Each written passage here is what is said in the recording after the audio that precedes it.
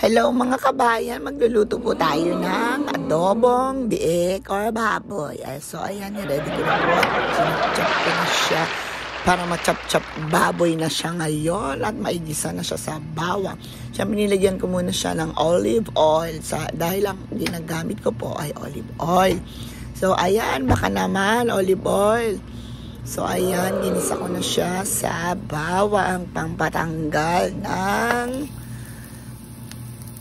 uyang. Ayan, diba? Lisa niya ang bawang, sibuyas. So, ayan, sinunod ko na po ang sibuyas. So, ayan, isang-isa ka muna para mas marap. Sinunod ko na po ang baboy. Isa po yung baboy na mayroong balat. Nakabili po ako dito. Bibihira po sa Japan ng baboy na may balat. Diba? Sarap yan, lami. Ayan, so ginisa ko siya. Ayan. Ihalo mo muna at para naman sumarap. So ngayon, ayan, ihalo ko pa po. Ang tagal mo naman maghalo, Inday. Ayan, sige, halo pa. Katagal namang maayan. Sinunod ko na po yung lechong kawali na ginawa ko ng isang araw dahil sayang po siya, pareho naman siyang baboy. Diba? Para at least meron na siyang inilagang baboy at lechong kawali at naging adobo pa. So yung nilagyan ko po siya ng toyo ng Japan. Ayan po, baka naman toyo ng Japan. So yan, damihan natin. Hindi naman po siya gaanong maalat. Ayan na. Diba? Toyo. Tapos toyo ulit. Ayan, ang toyo ng Japan. So hinalo ko po siya. Siyempre, halo-halo.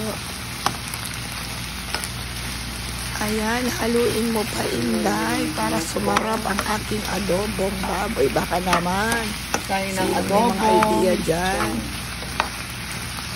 Para maibang luto naman ng adobong baboy. Ayan, halo-halo pa.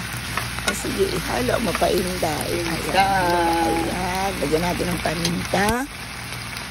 Atin ng magic sarap. Wala akong magic sarap. Meron akong magic sarap na shrimp. Ayan, hipon. Pwede na siguro yan para sumarap lalong. Ayun, nilagyan ko na siya ng tubig para lumambot siya. Ayan. At nilagyan ko rin siya ng sili para meron namang konting pitik. At suka ng Japan. Baka naman suka ng Japan. Ayan na po at nilagyan. Ayan, at nilagyan ko na rin po siya ng laurel. At para sumarap ang aking adobo, nilagyan ko po siya ng patatas. Diba? Patatas na merong adobo.